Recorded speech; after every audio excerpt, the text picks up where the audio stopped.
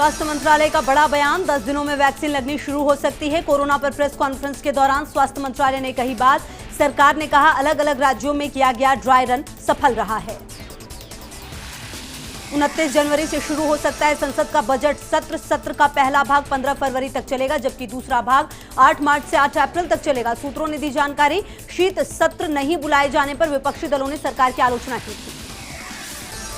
मोदी सरकार के dream project central Vista को सुप्रीम कोर्ट की हरी झंडी। पुरानी इमारत के सामने ही बनेगा नया संसद। सुप्रीम कोर्ट ने स्मॉग टावर लगाने को कहा। दिल्ली के चांदनी चौक में हनुमान मंदिर को लेकर बवाल। सड़क पर उतरे हिंदू संगठन। दिल्ली भाजपा ने मांग की दिल्ली सरकार चांदनी चौक के सौंदर्यीकरण की योजना को रिडिजाइन करके वहां हनुमान मंदिर का पुनः स्थापित करने की व्यवस्था करे। पीएम मोदी को देश की सौगात, कोच्चि मंगलुरु प्राकृतिक गैस पाइपलाइन का वीसी के जरिए किया शुभारंभ। पीएम बोले 2014 तक 25 लाख पीएनजी कनेक्शन थे, 6 साल में 47 लाख नए घरों में पाइपलाइन पहुंची। देश भर में बर्ड फ्लू का खौफ, केरल में आपदा घोषित। हरियाणा में 1 लाख मुर्गियों की मौत से हड़कंप, तो मंदसौर में चिकन अंडे की दुकानें बंद करने के आदेश। झालावाड़ में भी धारा 144 लागू। ब्रिटेन के पीएम बोरिस जॉनसन ने भारत का दौरा रद्द किया। गणतंत्र दिवस पर बनने वाले थे मुख्य अतिथि। प्रवक्ता ने बताया पीएम जॉनसन ने कहा ब्रिटेन में कोरोना के नए स्ट्रेन के चलते लॉकडाउन लगाया गया, ऐसे में उन्हें देश में रहना जरूरी है। ममता सरकार को एक और झटका। पूर्व क्रिकेटर लक्ष्मी रतन शुक्ला का मंत्री पद से इस्तीफा। सूत्रों की माने तो शुक्ला राजनीति से ही अलग होना चाहते हैं। उन्होंने मंत्री पद के अलावा हावड़ा के टीएमसी जिला अध्यक्ष पद से भी इस्तीफा दे दिया है। चीन के राष्ट्रपति शी जिनपिंग ने देश की सेना को आदेश दिया कि वो पूर्णकालिक युद्ध के लिए तैयार रहने के साथ ही सेकंड में एक्शन को मुस्तैद रहे। उन्होंने अपने सुरक्षा बलों से कहा हर वक्त तैयार रहने के लिए अपनी ट्रेनिंग को बढ़ाएं। कांग्रेस नेता हरीश रावत ने की सोनिया गांधी और बीएसपी प्रमुख मायावती को भारत रत्न देने की मांग। रावत ने ट्विटर पर लिखा सोनिया गांधी ने भारतीय महिला की गरिमा और सामाजिक समर्पण और जनसेवा के मापदंडों को एक नई ऊंचाई प्रदान की है।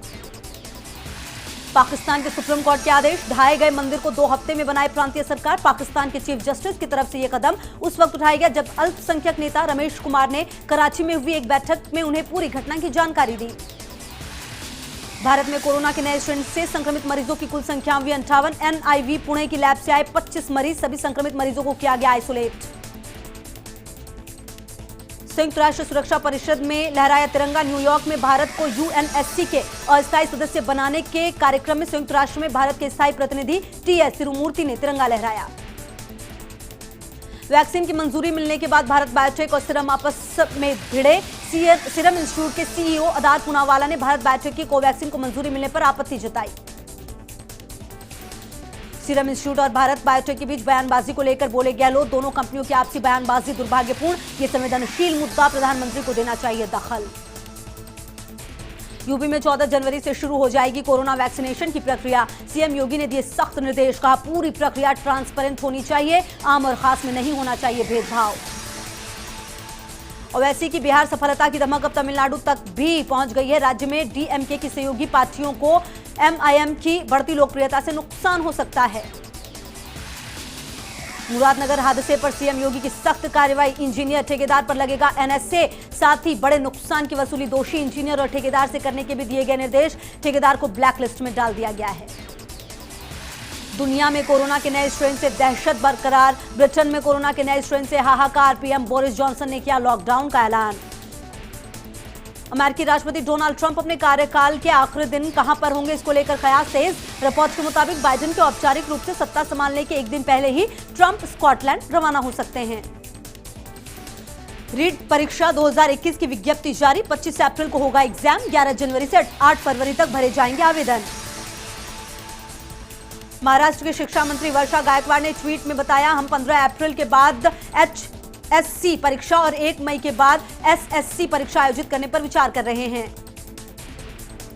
ऑस्ट्रेलियाई दौरे में टीम इंडिया के खिलाड़ियों के चोटिल होने का सिलसिला जारी। अब इस कड़ी में केएल राहुल का नाम जुड़ गया। उनकी बाईं कलाई में मोचाई है, जिसके चलते उन्हें मौजूदा बॉर्डर गावस्कर सीरीज से बाहर होना पड़ा है। 9 जनवरी तक ताज लैंड एंड होटल में क्वारंटीन रहेंगे सुहेल, अरबाज और निर्वाण। फिर से होगा कोविड टेस्ट। दुबई से लौटकर क्वारंटीन होने के निर्देश पर अनदेखी पर अरबाज, सोहेल और निर्वाण के खिलाफ एफआईआर दर्ज कराई गई थी। बॉलीवुड एक्ट्रेस दीपिका पादुकोण आज अपना 35वां जन्मदिन मना रही हैं। शाहरुख की फिल्म ओम शांति ओम से की थी फिल्मी करियर की शुरुआत। अब गिना जाता है बॉलीवुड की दिग्गज अभिनेत्रियों में से एक।